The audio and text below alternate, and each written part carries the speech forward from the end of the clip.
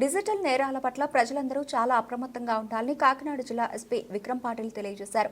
సాధారణ తనిఖీల్లో భాగంగా మండల కేంద్రంలో ఉన్న పోలీస్ స్టేషన్కు చేరుకున్న ఆయన పోలీస్ స్టేషన్ సిబ్బంది యొక్క పనితీరు, వారు నిర్వహిస్తున్న రికార్డులను పరిశీలించిన జిల్లా ఎస్పీ తన సంతృప్తిని వ్యక్తం చేశారు. ఈ సందర్భంగా జిల్లా ఎస్పీ మాట్లాడుతూ ప్రస్తుతం త్వరలో సాంకేతిక పరిజ్ఞానం అందిపుచ్చుకున్న యువకులు సైబర్ నేరాల పట్ల ఆకర్షితులవుతున్నారని ఆయన ఆవేదన వ్యక్తం చేశారు. ఆ నేరాలకు అడ్డుకట్ట వేసేందుకు జిల్లా పోలీస్ యంత్రాంగం అహర్నిశలు కృషి చేస్తుందని తెలిపారు. ఈ నేపథ్యంలోనే జిల్లా అంతటా అవేర్నెస్ క్యాంపులను ఏర్పాటు చేసి తద్వారా యువకులకు అవగాహన కల్పించడం జరుగుతుందని ఎస్పీ వివరించారు. ఈ కార్యక్రమంలో ఎస్పీ వెంట Peddapuram DSP Srihariraju, Jagampeta circle inspector YRK Srinivas, sub inspector G Satish, retire N Venkataramana, డబ్బా రైటర్ సుబ్బరామరెడ్డి తదితర సిబ్బంది పాల్గొన్నారు. విజిట్ భాగంగా ఈరోజు కిర్లంపూడి పోలీస్ స్టేషన్ విజిట్ చేయడం జరిగింది. మాతో పాటు సిఐ, ఎస్ఐ, డిఎస్పీ గారు కూడా ఉన్నారు. రొటీన్ ఈ స్టేషన్లో పోలీస్ స్టేషన్ రికార్డ్స్ ఎలా మెయింటైన్ చేస్తున్నారు, తర్వాత ఇక్కడ మేము తీసుకున్న ఇనిషియేటివ్స్ ఇలా ఎలా ఇంప్లిమెంటేషన్ జరుగుతున్నాయి అన్ని రివ్యూ చేయడం జరిగింది.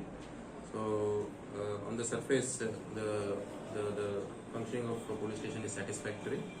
ఇటీవల కాలంలో మన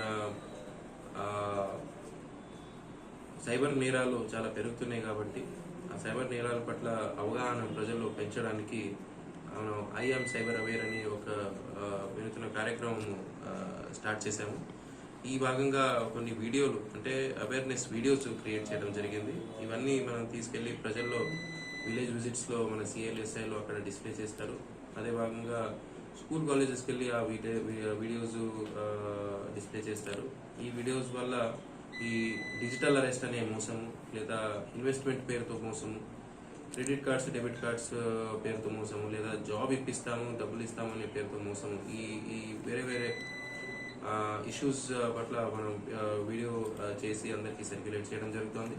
దీంతో పాటు మహిళా రక్షక్ అనే పేరుతో మహిళలు, గర్ల్ అండ్ విమెన్ గురించి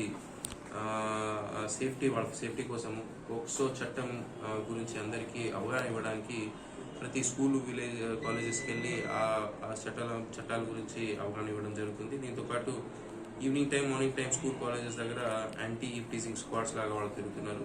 సో ఇలాంటి మన ఇనిషియేటివ్స్ ఏమేమి ఉన్నాయో ఇవన్నీ రివ్యూ చేయడం జరిగింది. తర్వాత మనకి కిర్లంపూడి హైవే స్టేజ్ కూడా వస్తుంది కాబట్టి హైవేలో యాక్సిడెంట్స్ని ఎలా నియంత్రించాలి అది కూడా మనం డిస్కస్ చేస్తున్నాము.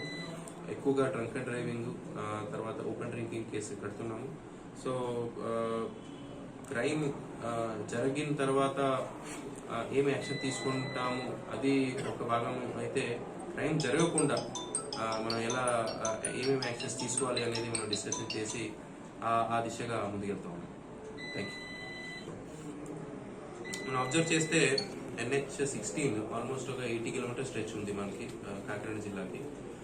ఎక్కువ యాక్సిడెంట్స్ ఎలా ఉంటాయంటే చాలా స్పీడ్గా వెళ్ళడం వల్ల కంట్రోల్ తప్పి 2 వీలర్స్ పడిపోవడం, లేదా 2 వీలర్స్ వెనక వస్తున్న 4 వీలర్ కానీ లారీని హిట్ చేయడము. సో అవన్నీ అలాంటివి మనం అబ్జర్వ్ చేయడం జరిగింది. అందుకే డ్రంక్ అండ్ డ్రైవింగ్ తప్పనిసరిగా మనం అంటే ఒక్కరు కూడా తాగి వెహికల్ నడపడానికి మనం ఇనిషియేటివ్ తీసుకున్నాము. తర్వాత ఇక్కడ మ్యాజిస్ట్రేట్స్ 1 రోజు నుంచి 7 రోజు జైలు జరిమానా కూడా వేస్తున్నారు మన తాగి నడపడం మనం పట్టుకుంటే. దానివల్ల ప్రజల్లో తాగి బండి నడపాలంటే భయం రావాలి. సో భయం కోసం ఏదైనా చేస్తున్నాము.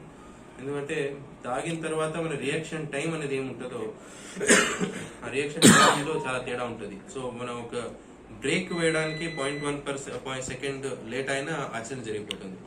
సో ఇవన్నీ ఒకవైపు అవగాహన పెంచుతున్నాము, ఒకవైపు జైలు జరిమానా లేదా 10,000 ఫైన్ ద్వారా భయం కూడా ఉండాలి అని మనం స్టెప్స్ తీసుకుంటున్నాం.